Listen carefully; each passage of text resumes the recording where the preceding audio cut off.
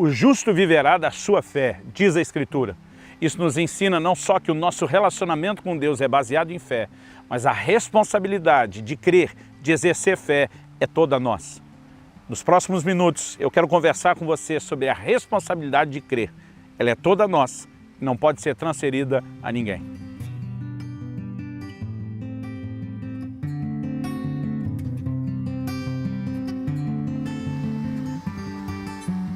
A palavra de Deus nos traz uma narrativa no Evangelho de Marcos. E eu quero ler o texto, apesar de ser um pouco maior do que o comum, eu quero que você me acompanhe. Marcos capítulo 9, a partir do versículo 14, diz: quando eles se aproximaram dos discípulos, eles aqui é Jesus e 3 dos seus discípulos que estavam com ele no monte, o lugar onde Jesus se transfigurou diante dos discípulos.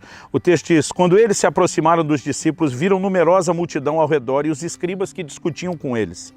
E logo toda a multidão, ao ver Jesus tomada de surpresa, correu para ele e o saudava. Então ele interpelou os escribas: o que é que discutis com eles? E um dentre a multidão respondeu: mestre, trouxe-te o meu filho, possesso de um espírito mudo, e este, onde quer que o apanha, lança-o por terra, e ele espuma, rilha os dentes, vai defiando. Roguei aos teus discípulos que o expelissem, e eles não puderam. Guarde essa frase: eles não puderam. Então Jesus lhes disse: ó geração incrédula, até quando estarei convosco? Até quando vos sofrerei? Trazei-mo. E trouxeram-lhe. Quando ele viu a Jesus, o espírito imediatamente o agitou com violência. E caindo ele por terra, revolvia-se espumando. Perguntou Jesus ao pai do menino: há quanto tempo isso lhe sucede? Desde a infância, respondeu. E muitas vezes o tem lançado no fogo e na água para o matar.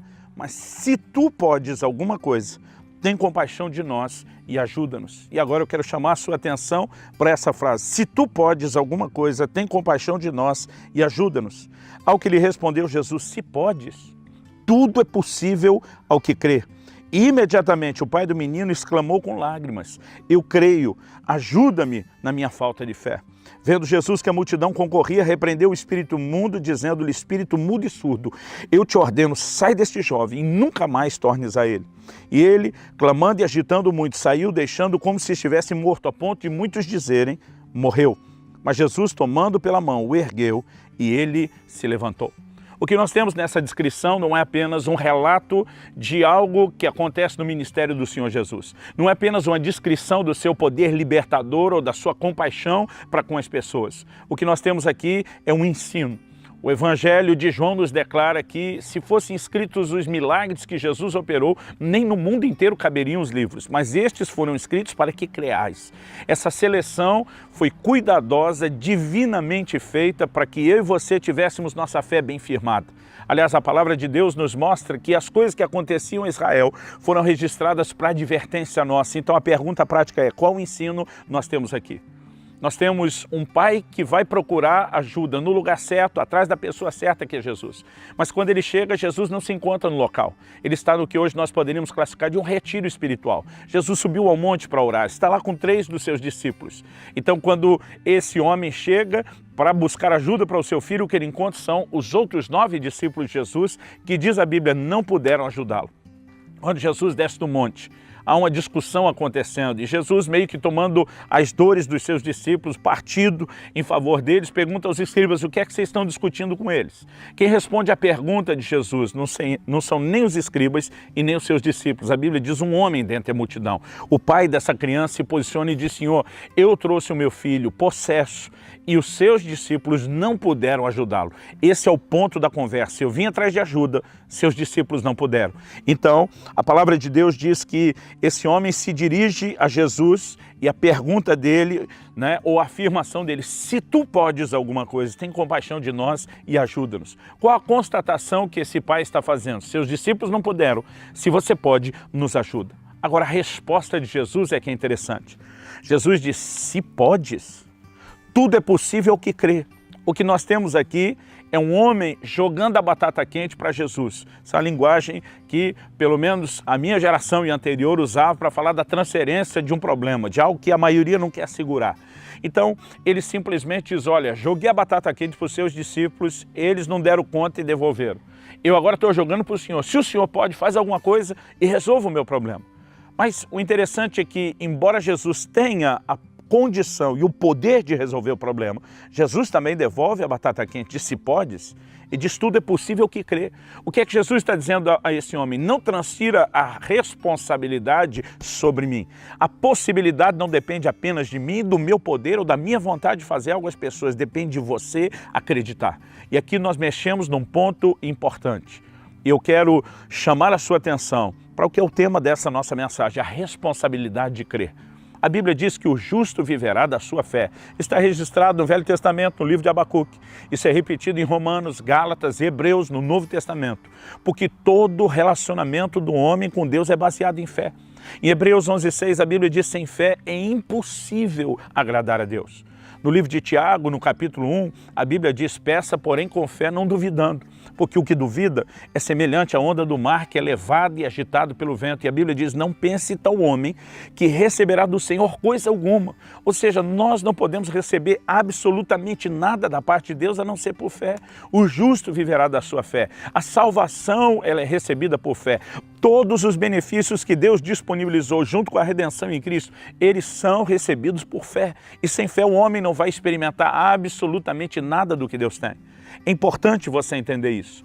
Uma necessidade sua não será suprida apenas porque você tem uma necessidade. Deus não responde necessidade, Deus responde fé. Todo homem tem a necessidade de salvação, mas se esse homem que precisa ser salvo não crer na salvação que Deus já disponibilizou em Cristo Jesus, ainda que necessitado de salvação, ele não vai experimentar a salvação de Deus, porque ela se recebe por fé. E nós precisamos entender tudo o que Deus nos disponibiliza precisa ser recebido através da fé. Agora, de quem é a responsabilidade de exercer fé? É nossa, é minha, é sua. Jesus está dizendo para o pai desse menino, você jogou a responsabilidade em cima dos meus discípulos. Eles não puderam e te jogaram de volta. Agora você está tentando transferir para mim. E ainda que Jesus seja aquele que pode, ele se recusa a pegar essa batata quente, ele devolve e diz, tudo é possível que crê. O que Jesus está ensinando não apenas aquele pai, o que ele está ensinando a mim e a você, é que se nós assumimos a responsabilidade de crer, nós podemos viver possibilidades extraordinárias. A afirmação do Senhor Jesus não era apenas uma frase de efeito, era uma declaração genuína. Ele diz, tudo é possível que crê. Eu e você podemos experimentar coisas extraordinárias da parte de Deus, mas temos que assumir que a responsabilidade de crer é toda nossa.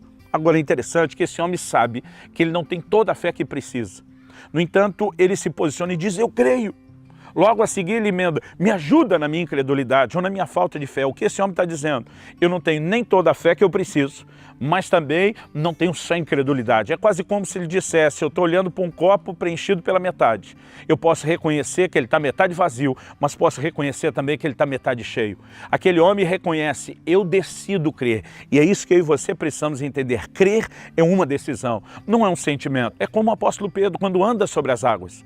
No momento em que ele percebe que está afundando, ele clama, Senhor, socorre-me. Naquele mesmo momento que ele clama por socorro, Jesus lhe estende a mão e os dois voltaram andando para o barco. Pedro não voltou nadando. Aliás, muitas pessoas ficam falando de como Pedro fracassou na fé a ponto de começar a afundar. Eu quero te dizer, eu olho para Pedro e percebo alguém que andou duas vezes, a ida e a volta. Alguém que recusou afundar porque decidiu, quando percebeu sua própria limitação, sua própria inclinação a duvidar, ele prefere clamar pelo socorro de Deus. Sabe, eu e você ainda não temos toda a fé que deveríamos ter, nem a que podemos ter. A fé é algo no qual eu e você podemos e devemos investir para que ela cresça, alimentá-la com a leitura da palavra de Deus. Precisamos nos fortalecer na fé e há muitas formas pelas quais podemos fazer isso, mas o que não podemos nos esquivar é que a responsabilidade de crer é toda nossa. E se nos falta fé suficiente para um milagre, nós não podemos transferir a responsabilidade para Deus. A responsabilidade é toda nossa. A responsabilidade é minha, é sua, pertence a cada um de nós. Agora, quando entendemos que a responsabilidade de crer é nossa, quando entendemos que crer é uma decisão e começamos usando aquilo que nós temos, nós precisamos também ter a certeza de que Deus irá ao nosso encontro, de que o Senhor nos socorrerá. Há muitas formas através das quais a minha e a sua fé pode crescer. Uma delas é alimentando-a com a palavra de Deus. Romanos 10:17 diz que a fé vem por ouvir e ouvir a palavra de Cristo. O problema é que muitos de nós gastamos muito pouco tempo nos alimentando na palavra de Deus. O apóstolo Paulo escreve a Timóteo e diz: você será nutrido, alimentado pelas palavras da fé que pregamos. Então precisamos alimentar a fé, mas precisamos também entender o exercício da fé. Em Lucas 17, quando Jesus está falando sobre o quanto a gente deveria perdoar alguém que repetidamente nos ofende, os discípulos disseram: Senhor, aumenta-nos a fé. Jesus responde: se tiverdes fé como um grão de mostarda, direis a esse monte, ergue-te e lança-te no mar. Jesus não estava dizendo uma fé do tamanho do grão de mostarda, como algumas traduções equivocadamente escolheram fazer. Até porque se um pouco de fé resolvesse tudo, então Jesus não deveria ter repreendido os discípulos por uma pequena fé, nem elogiado outros por uma grande fé. Isso não só mostra que há níveis distintos de fé, mas que uma pequena fé nos será prejudicial. Jesus está falando sobre ter fé como grão de mostarda, é o princípio da multiplicação. A semeadura seguida de colheita é um meio de multiplicar aquilo que nós temos. Quando Jesus está dizendo, se vocês tiverem fé como grão de mostarda, Ele está dizendo, se você usar aquilo que você tem, se você semear o pouco de fé que você tem no início, você vai colher mais. Em outras palavras, Jesus está dizendo que através de exercitar, de usar a fé que nós já temos, nós vamos fortalecê-la, nós vamos aumentá-la, nós vamos multiplicá-la. Tome essa decisão, aceite não apenas que a responsabilidade de crer é sua, e que quando você assumir a sua responsabilidade há um horizonte de possibilidades, mas além disso, decida usar o que você tem, investindo na fé que você tem, alimentando ela, exercitando ela, para que a sua fé cresça e para que você possa ver manifestações cada vez maiores da parte de Deus. Assuma a responsabilidade e viva as possibilidades que só a fé vai poder te conduzir a experimentar em Deus. Que o Senhor te abençoe, em nome de Jesus.